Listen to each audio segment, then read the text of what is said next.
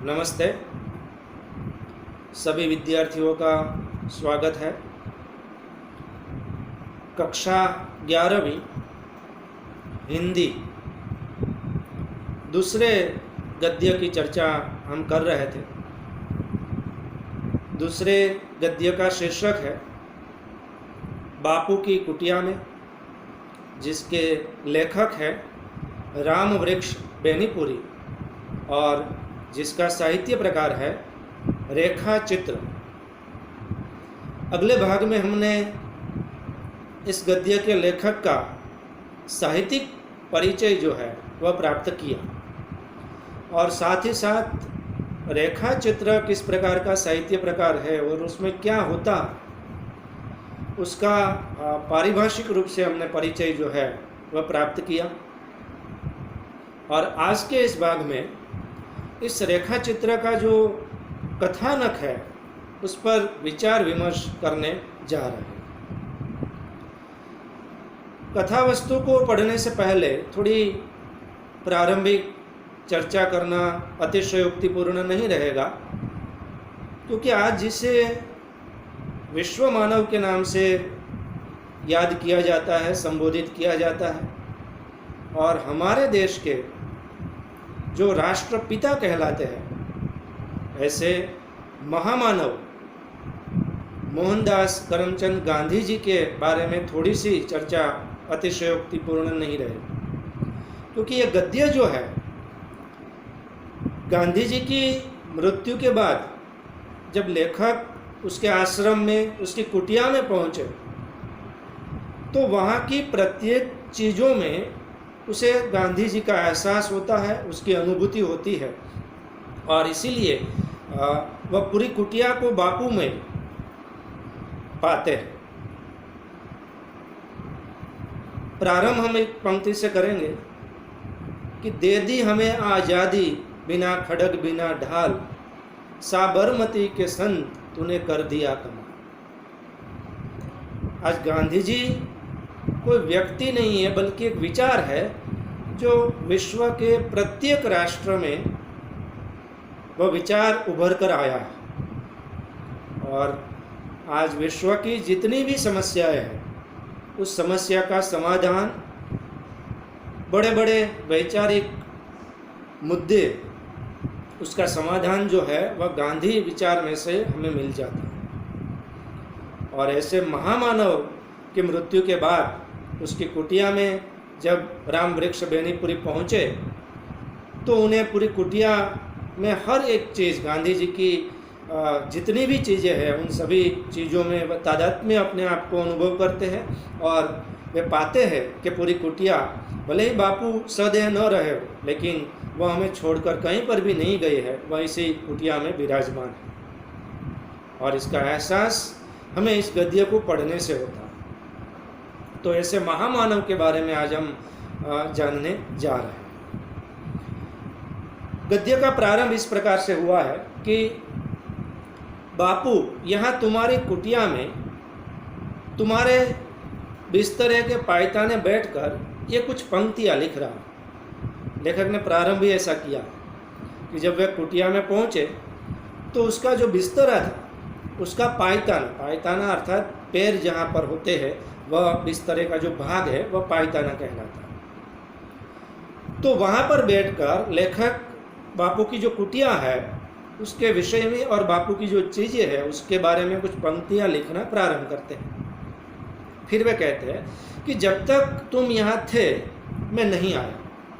इसका अर्थ होता है कि जब तक गांधी बापू जिंदा थे तब तक लेखक आ नहीं पाए।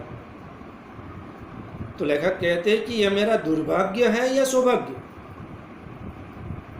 कि जब तक आप जिंदा थे मैं नहीं आ पाया, ये मेरा दुर्भाग्य है या सौभाग्य। फिर कहते हैं कि दुर्भाग्य तो था ही, क्योंकि जिसके आदेश पर मैंने अपने जीवन प्रवाह को मोड़ दिया, जिसकी आज्ञा पर अपने आप को कई बार संकटों में डाला, उसके जिंदा रहते, उसके जीवित रहते मैं उसे उस विश्ववंद्य व्यक्ति, विश्ववंद्य का अर्थ होता है विश्व के लिए वंदनीय है, ऐसे व्यक्ति के दर्शन नहीं कर पाए। जबकि दूर दूर विश्व के देशों में से लोग उसे मिलने के लिए आया करते थे। और उसे जीवित रहते हुए उसकी ज़िंदगी में न मिल पाना, ये मेरे लिए दुर्भाग्य की बात है। जिसके आदेश पर अपने आप को संकटों में डालना, मतलब कि जब गांधी जी ने आह्वान किया असहयोग आंदोलन में जुड़ने का, तो उस समय लेखक मैट्रिक में पढ़ रहे थे। तो उन्होंने अपनी पढ़ाई छोड़कर देश के लिए क्रांति के मार्ग पर चल पड़े, देश को आज़ादी दिलाने के लिए स्वतंत्रता संग्राम में कूद पड़े और अपनी पढ़ाई छोड़ दी। और कई बार अपने को संकटों में डाला, मतलब कि कई बार इसके कारण जेल भी गए।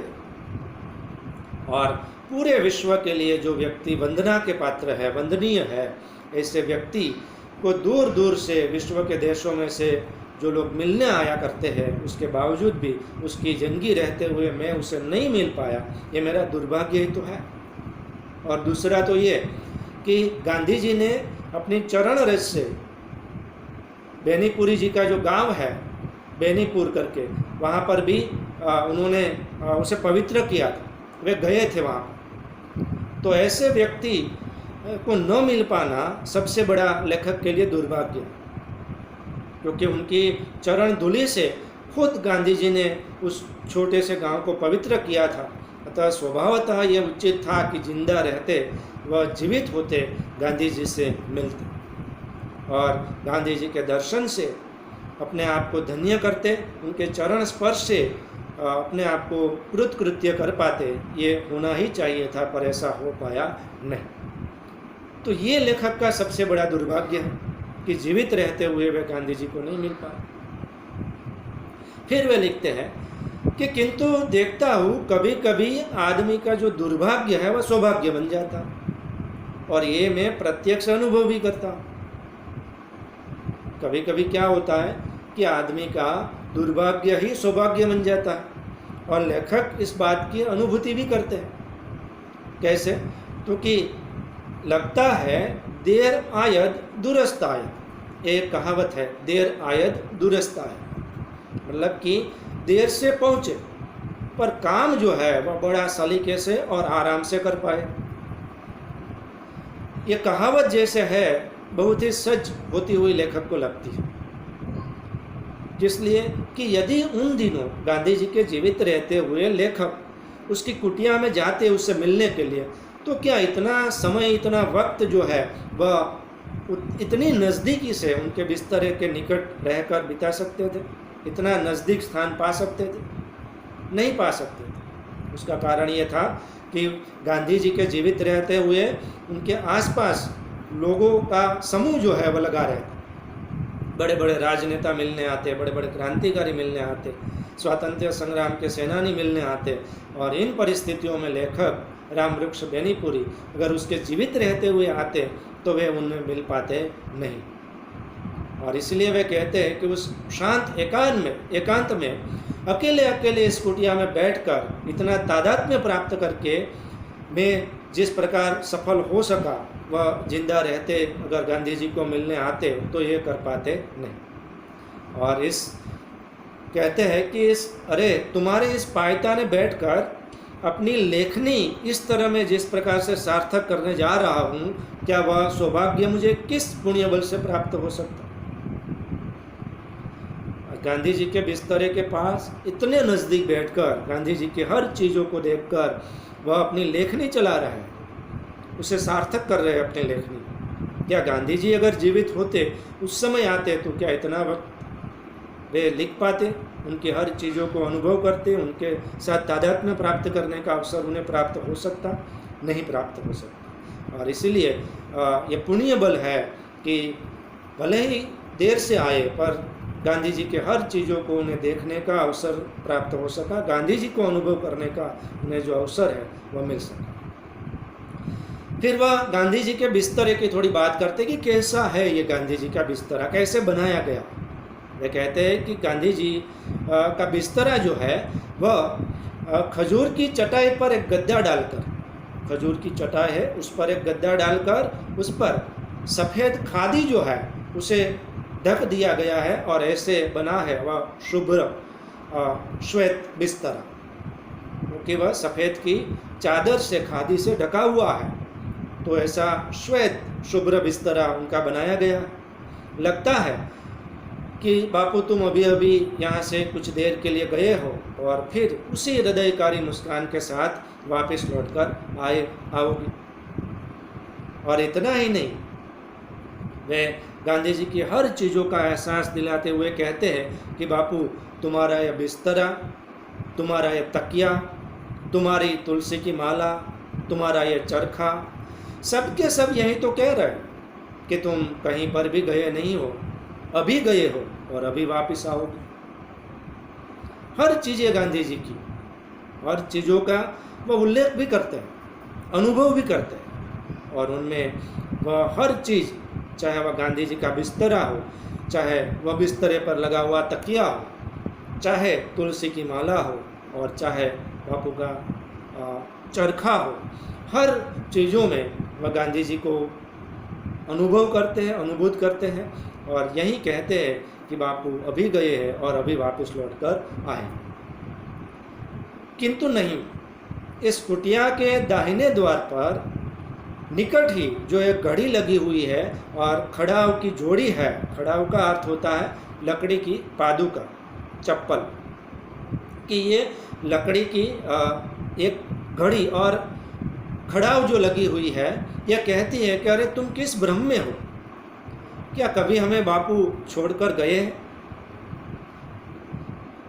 यहाँ पर यह बात उल्लेखनीय है कि लेखक खुद अपने आप को ये अनुभव करते हैं कि हमें छोड़कर बापू जो है वह इस कुटिया में से कहीं बाहर निकले ही नहीं। तो इसीलिए लेखक को गांधी जी की हर चीज़ों में गांधी जी का एहसास हो रहा है, और इसलिए कहते हैं कि किंतु ये बात स्पष्ट है कि इस कुटिया के दाहिने द्वार पर जो घड़ी लगी है और गांधी जी की खड़ाऊ की जो जोड़ी है, वह ये कहती है कि अरे तुम किस भ्रम में जी रहे हो, गांधी जी क्या, बापू क्या हमें छोड़कर कभी गए हैं?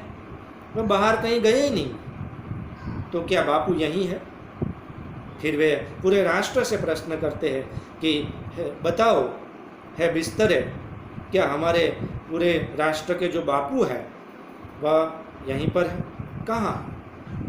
कि हमारे राष्ट्र के बापू कहाँ है? बिस्तरे से प्रश्न करते हैं कि बताओ है बिस्तरे, हमारे सारे राष्ट्र के जो बापू है वह कहाँ पर है? पर बिस्तरा नहीं बोलता। ये निर्जीव चीज़ें है। लेखक प्रश्न तो करते हैं लेकिन ये तो बोलने वाली है नहीं। वे कहते हैं कि बिस्तरा नहीं बोलता, किंतु खुली अलमारी के ऊपर गांधी जी के जो 3 बंदर हैं वे संकेत से इशारा जरूर कर रहे हैं। इतिहास में गांधी जी के ये 3 बंदर बहुत ही प्रसिद्ध है, और ये 3 प्रकार के संदेश, संकेत जो है वह हमें देते हैं, इशारा करते हैं। वह 3 संदेश है, आँख बंद करो, जबान बंद करो और कान बंद करो, अपने को आत्मस्थ करो और पाओगे कि बापू कहीं पर नहीं है, यहीं पर है। बापू कहीं नहीं रहेंगे, यहीं पर है। ये 3 संदेश है, अर्थात आँख बंद करो, बुरा देखो मत, जबान बंद करो अर्थात बुरा कहो मत, और कान बंद करो अर्थात बुरा सुनो मत। ये 3 प्रकार के संदेश लेकर तुम अगर आत्मसात करोगे अपने आप को, तो पाओगे कि ये संदेश ही हमें बताता है कि गांधी जी कहीं पर नहीं गए, उनके विचार हमारे हृदय के भीतर जो है विराजमान, और वह यहीं पर है। और मैं सचमुच ये पा रहा हूँ कि गांधी बापू कहीं पर नहीं गए, वह यहीं है, इसी बिस्तरे पर उस तकिए के सहारे बैठे हुए हैं। हाँ, इस शांत एकांत में मैं इस सारी कुटिया को बापू में पा रहा हूँ। तो इस प्रकार लेखक को हर प्रकार की चीज़ में, गांधी जी के बिस्तरे में, उसके चादर में, उसके चरखे में, उसकी तुलसी की माला में, उसके अलमारी में, बापू के 3 बंदर में, और साथ ही साथ घड़ी एवं खड़ाऊ में, हर चीज़ों में बापू विद्यमान है, ऐसी अनुभूति होती है। और वे पूरी कुटिया को बापू में प्राप्त करते हैं, अनुभव करते हैं। तो आज के भाग में हमने इतना देखा, इसकी कथा वस्तु पर इतना विचार विमर्श जो है किया। अब अगले भाग में हम कथा वस्तु को जो रह गया उनकी चर्चा करेंगे। धन्यवाद।